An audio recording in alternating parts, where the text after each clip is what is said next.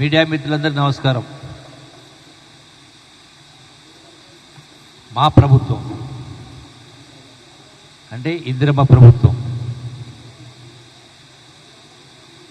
సోనియా గాంధీ గారి నాయకత్వంలో, మల్లికార్జున ఖర్గే గారి నాయకత్వంలో, అట్లాగే రాహుల్ గాంధీ గారి యొక్క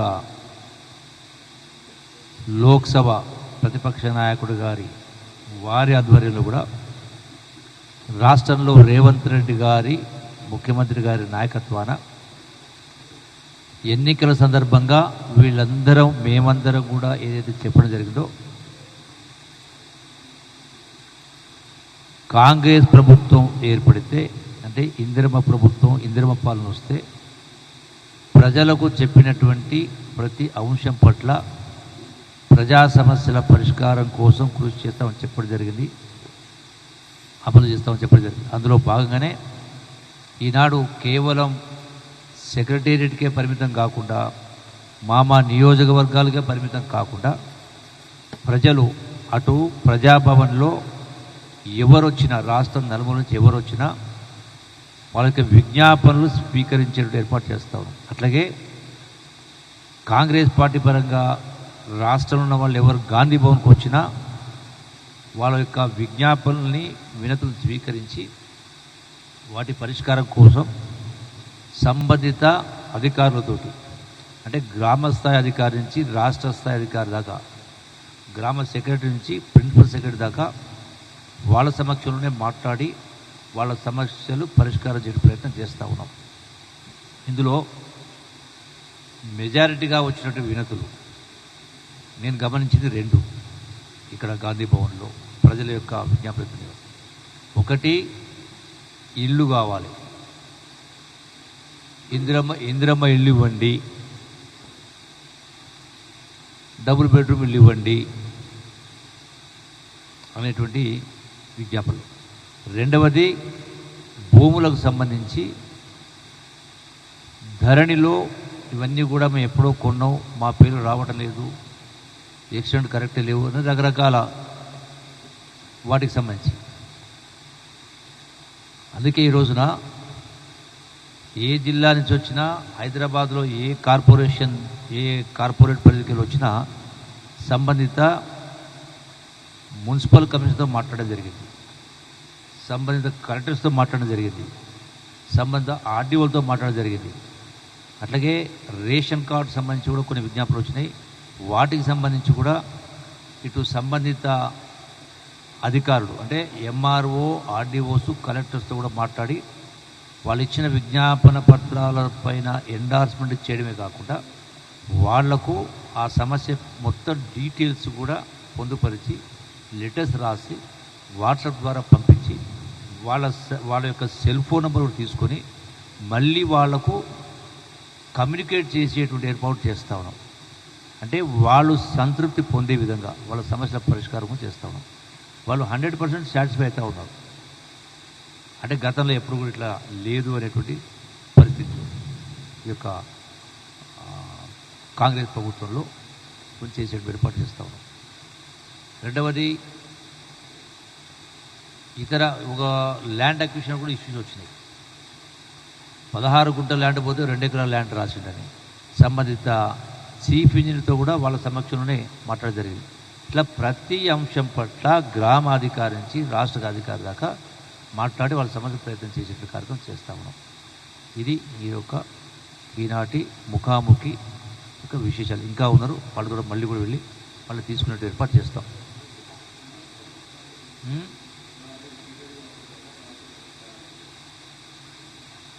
పరిష్కారం సపోజు ధరణికి సంబంధించి ఉంది, వాళ్ళు గతంలో ఇచ్చిండ్రు. అంటే ఈ యొక్క ధరణిని రీప్లేస్ చేస్తూ భూభారతి అయితే తీసుకురావడం జరిగిందో, అంటే ఆ లొసుగులు గతంలో ధరలున్న వాటిని పరిష్కరించేటువంటి అధికారం ఏ స్థాయి అధికారం లేకుండేది. సో ఇప్పుడు భూభారత్ ద్వారా ఇచ్చినాం కాబట్టి అది ప్రాసెస్ అనేది స్టార్ట్ అయింది. సో కాబట్టి అవన్నీ కూడా పరిష్కారం అవుతాయి.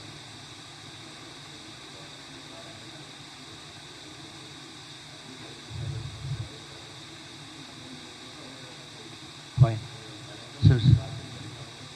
ఫైన్ ఇప్పుడు ఇప్పుడు ఇప్పుడు రెండు అంశాలు. 4,50,000 ఇందిరమ్మ ఇళ్ళు ఇప్పుడు నియోజకవర్గాల వారీగా ఆల్రెడీ మీ సేవ ద్వారా అట్లాగే ప్రజల సమక్షంలోకి వెళ్ళి గ్రామ సభలు పెట్టి అక్కడ తీసుకోవడం జరిగింది. అవన్నీ కూడా ప్రాసెస్ చేసి ఒక్కొక్కటిగా చాలా మటుకు ఇప్పటికే శాంక్షన్ ఇవ్వడం జరిగింది. I think subject to correction 4,50,000లో మెజారిటీకి ఇప్పటికే శాంక్షన్ ఇవ్వడం జరిగింది. ఇంకా కొన్ని ఉన్నాయి.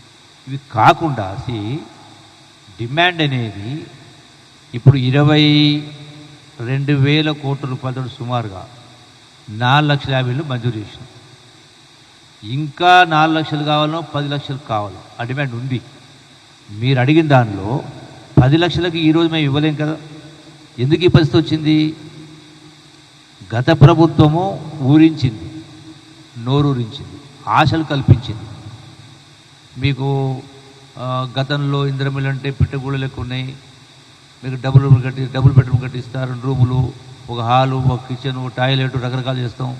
అంతకుముందు వీళ్ళు బర్రెనాడ కట్టేయాలి, అల్లుడాడ పడుకోవాలి, బిడ్డాడ పడుకోవాలి అని చెప్పడం జరిగింది. అంటే గడిచిన 10 సంవత్సరాల ఇవ్వని కారణంగా ఇవన్నీ పేరుకుపోయినాయి. అంతకుముందు కాంగ్రెస్ ప్రభుత్వంలో ఇవ్వడం జరిగింది, జనాభా పెరిగింది.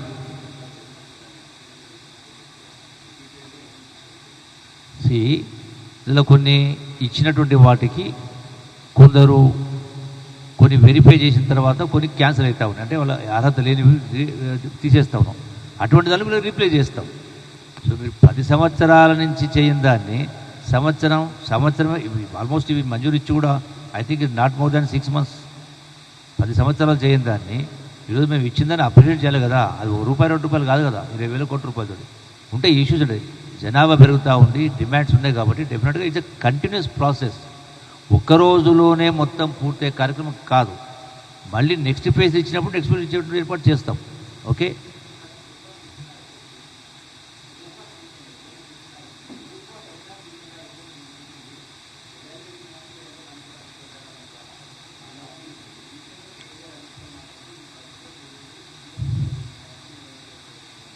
కోర్టు ఆర్డర్ను ఏదైతే కోర్టు ఆర్డర్ ఇచ్చిందో వాటిని కోర్టు ఆర్డర్కి అనుగుణంగా రీవాల్యుయేషన్, రీవెరిఫికేషన్ ప్రాసెస్ అనేది చేసే కార్యక్రమం చేయడం జరుగుతుంది.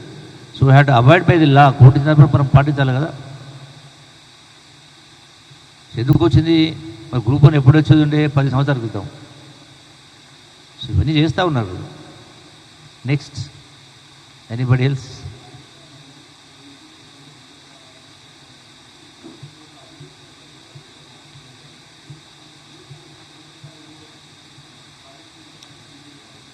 అది కూలిపోయింది కాబట్టి, అది టోటల్గా కుంగిపోయింది కాబట్టి దానిపైన వాళ్ళు మేము గొప్పగా చేసినామందరూ ఉన్నది పోయింది కాబట్టి పంపింగ్ అనేది చేయలేకపోతున్నాం కదా. సో దానిపైనే విచారణకు ఇవ్వడం జరిగింది. ఆ విచారణ ప్రకారం గోల్స్ కమిషన్ రిపోర్ట్ ప్రకారం ముందుకెళ్ళే కార్యక్రమం జరుగుతూ ఉంది.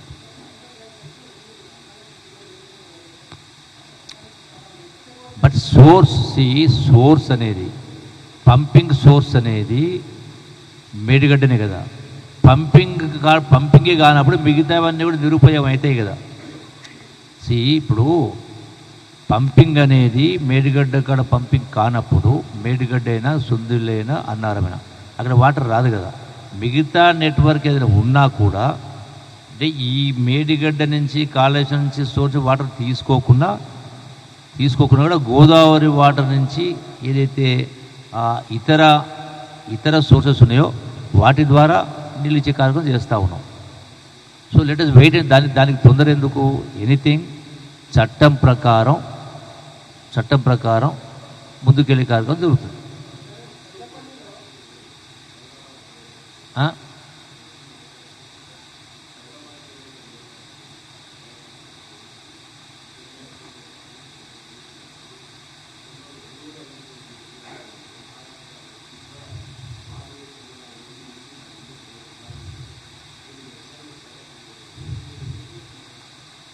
ఇది ఒక్క సంస్థ, బేసిక్గా ఇది ఫార్మా కంపెనీ కింద లైసెన్స్లు, పర్మిషన్స్, దాంతోపాటుగా దీనికి సంబంధించినటువంటి కంట్రోలింగ్ అంటే డ్రగ్ కంట్రోల్ సిస్టమ్ డిపార్ట్మెంట్ అవుతుందో టీనాప్ అవుతుంది, రెండవది ఫార్మా ఉంటుంది, ఇండస్ట్రీకి సంబంధించి ఉంటుంది.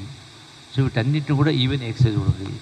సో ఇది సమాచారం అనేది తెలియడం జరిగింది. బేసిక్గా ఈ అన్ని organisations responsibility, not is individual.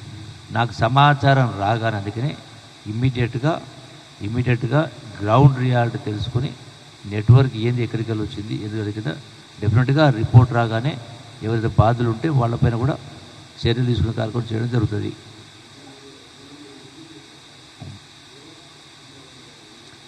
Report కోసం అనేది ప్రత్యక్షంగా వెళ్ళి చేయమని చెప్పడం జరిగింది.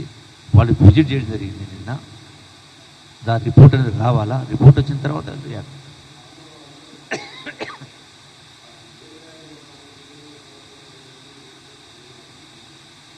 ఎందుకంటే ఇందులో అది ఎక్సైజ్ డిపార్ట్మెంట్ ఇచ్చిన పర్మిషన్ అటువంటిది సంస్థ కాదు.